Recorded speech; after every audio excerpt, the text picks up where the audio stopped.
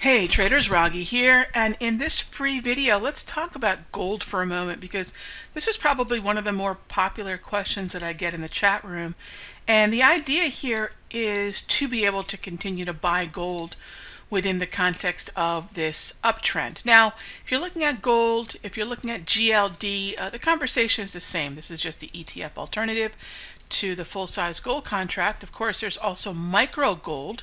Micro gold is another way to play gold. It's 1/10 the size of this full-size contract. 1/10 the initial margin requirement, 1/10 the risk, 1/10 the reward. Just it's fantastic. A scalable, really a great scalable contract for those of you that want to build a position in gold but may not be comfortable taking multiple lots in the full size. So let's talk a bit about the overall trend in gold. Just suffice to say that I'm looking to get long in this area. I don't have a problem with, say, 1393.5.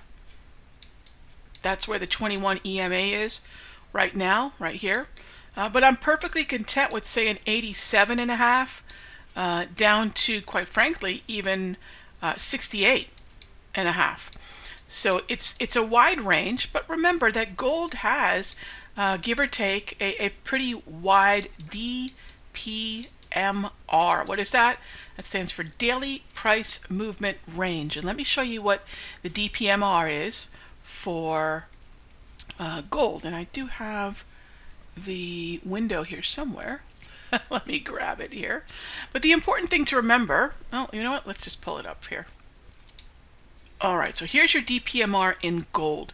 Now, DPMR again stands for Daily Price Movement Range, and every single day presents a different price movement. So what that means is, looking back at the history of gold, your Tuesday price movement is going to be slightly different than Wednesday, etc. But notice that gold on the lower end of the average is about 11 points per day.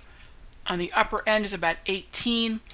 So to talk about a plus or minus of 11 to 18 points, and then to discuss that within the context of a 93.5 to 68.5 range, you'll notice it's a little bit on the upper end of the range. It's not a distance that we would likely see unless there's a lot of drama unfold in a single session, but you have to think about DPMRs when you're trading the daily time frame, because if you're not allowing the market to do what it typically would do, you are going to place your profit targets and your stop losses essentially incorrectly. Okay, that'll be a great topic for another time. The overall trend in gold and the overall way we've been playing gold has been long since, quite frankly, October and November of last year. So to say I'm a longer term bull in gold is really an understatement. The last time that we had a wonderful pullback in gold was in this area here, where we were in an uptrend, we transitioned to chop, and in this entire range here. And then we basically identify what is overbought and what is oversold, and we keep with us a bullish bias because of the trend that was. So that was the last time we got in gold. So notice this is still just a continuation of the bullishness that I've had now since really Q3, Q4 of last year. The pullback, again, I'm showing you the zone that we would take advantage of. Now, a lot of folks ask me, well, what about day trading gold, Rog? You know, is that like day trading index futures or day trading stocks like we often do in the room? The stocks that are related to the futures index contracts and the futures index contracts themselves. It actually isn't. The timing is different.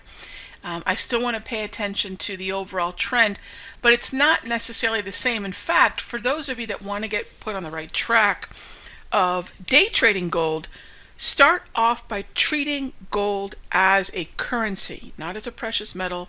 Treat it like a currency. For those of you that day trade the S&P or day trade the euro, you know that the euro is going to be more like gold than, say, the S&P trading like gold. Gold really does trade in many ways like a currency. So that'll be another great topic for a future update. So in the meanwhile, that's my zone on gold. I'd like a little bit more weakness.